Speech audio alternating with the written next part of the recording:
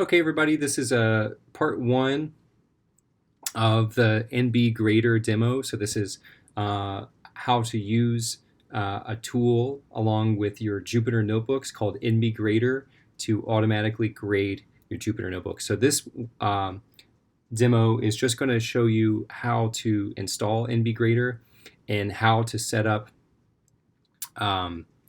your folders and files in such a way that you can put student completed assignments onto your computer in a way that nbgrader will find them. So there's going to be some companion slides that go along with this. I assume that you've already installed Anaconda Python version 3.7 or higher. 3.7 I think is the current version. Anyway, if you haven't, go ahead and do that. If you have installed Anaconda Navigator, go ahead and open your Anaconda Navigator and launch Jupyter Notebooks.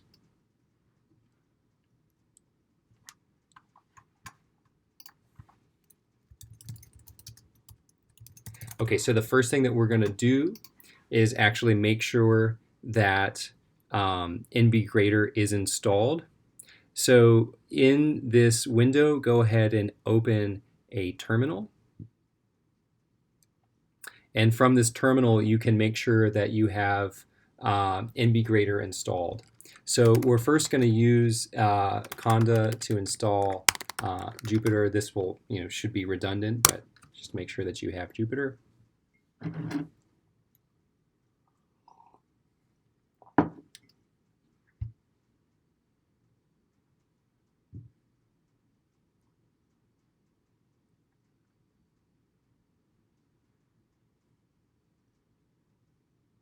Okay, excellent. And then to install nbgrader. Okay, so that command is kind of long. Conda install -c conda-forge nbgrader.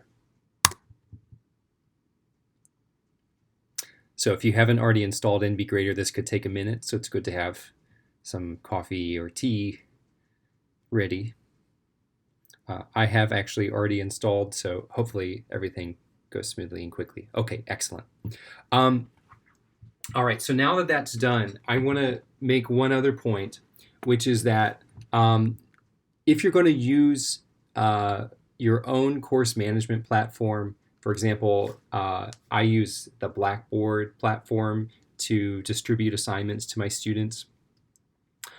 If you do something like that, then you're going to want to follow this method of creating folders for your students' completed assignments so that nbgrader will know where to look for them.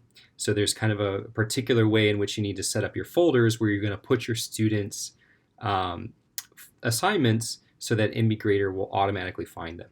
There's also a way to basically use Jupyter Hub, which is its own platform, as a course management platform.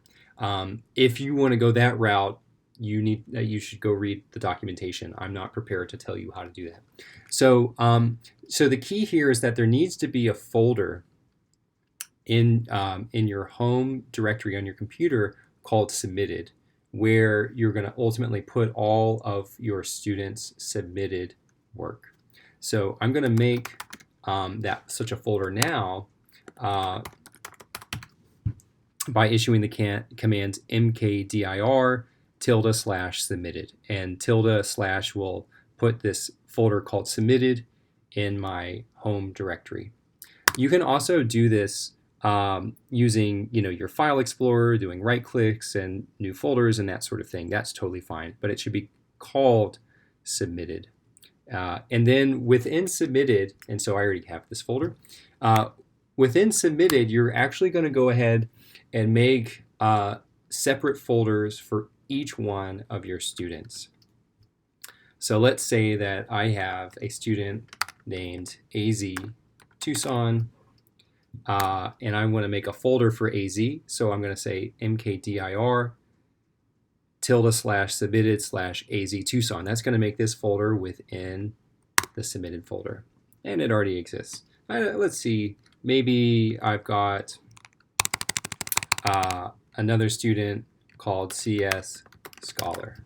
Okay, so submitted / CS Scholar. Okay, so now I've got a new folder for my student CS Scholar. Okay, so then AZ and CS, they're both going to have their own assignments that they're going to be turning in. So we actually need folders for each one of their assignments. Okay, and so so let's say that the first assignment that they're going to do is called PS1. So I'm also going to make a folder within CS's folder called PS1. And then the second one that they might turn in is PS2. So I'll create a folder called PS2. I'll do the same thing for AZ. Okay. And so I've already made these folders for AZ, so that's my computer telling me they already exist. Okay, so the painful thing is that you're going to have to do that for every one of your students, but you would only have to do that once, and it shouldn't take too long once you commit yourself to the process. The other thing is that the naming in the bottom directory of PS1, PS2 also turns out to be important. So the name of that folder should actually match the file name of the assignment that they're going to complete.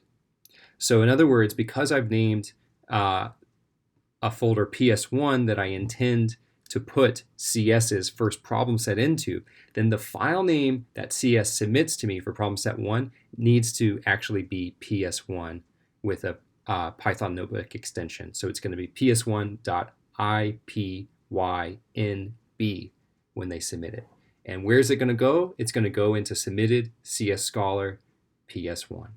Okay, so that's basically what you're going to do to set up nbgrader and your folders, and the rest will be the work of actually creating your assignments, and we'll do that in a separate tutorial, probably 2 separate tutorials.